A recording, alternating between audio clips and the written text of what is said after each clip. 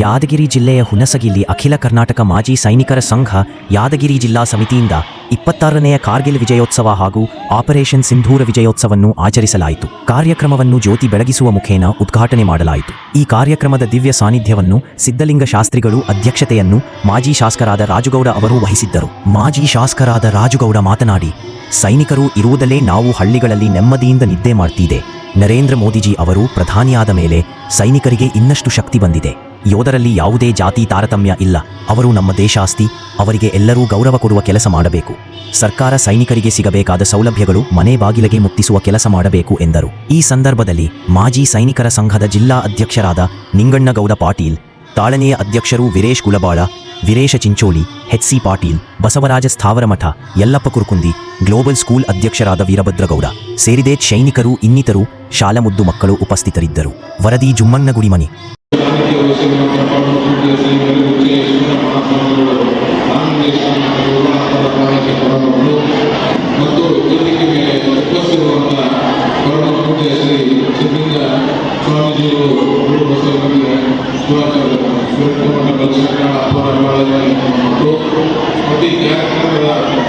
ಜನಾಧ್ಯಕ್ಷ ಸ್ಥಾನ ವಹಿಸಿರುವಂತಹ ಹಿರಿಯರು ಸೈನಿಕರಾದಂತಹ ಶ್ರೀ ನಿಂಗೇಗೌಡ ಎಸ್. ಪಾಟೀಲ್ ಅವರೇ ಹಾಗೂ ವೇದಿಕೆ ಮೇಲೆ ಸೈನಿಕರು ಪಗಾರಕ್ಕೋಸ್ಕರ ಜೀವನ ಮಾಡಲ್ಲ. ಅವ್ರು ಏನಾದರೂ ಜೀವನ ಮಾಡ್ತಾರಪ್ಪ ಅಂದ್ರೆ ಈ ದೇಶ ಕಾಯಕ್ಕೋಸ್ಕರ, ಈ ದೇಶ ರಕ್ಷಣೆ ಮಾಡೋಕ್ಕೋಸ್ಕರ, ಈ ದೇಶಕ್ಕೋಸ್ಕರ ಹುಟ್ಟಿರ್ತಾರೆ. ಯೋಚನೆ ಮಾಡಿ, ಮನೆ ಮಗನಾಗಿರ್ತಾರೆ.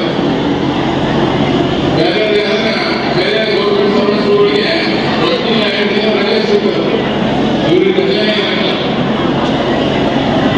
ಮೊದಲನೇ ರಾತ್ರಿನೂ ಮಾಡ್ಕೊಂಡಿದ್ದಾಗ ಮದುವೆ ಆಗಿ ಹುಡುಗ ಅಂತಂದ್ರೆ 2 ದಿನ ಮಕ್ಕಳು ಎಲ್ಲ ತಂದೆ ತಾಯಿ ಕೊಟ್ಬಿಟ್ಟು ಫಸ್ಟ್ ಎಲ್ಲಿ ಹೋಗ್ತಾರೆ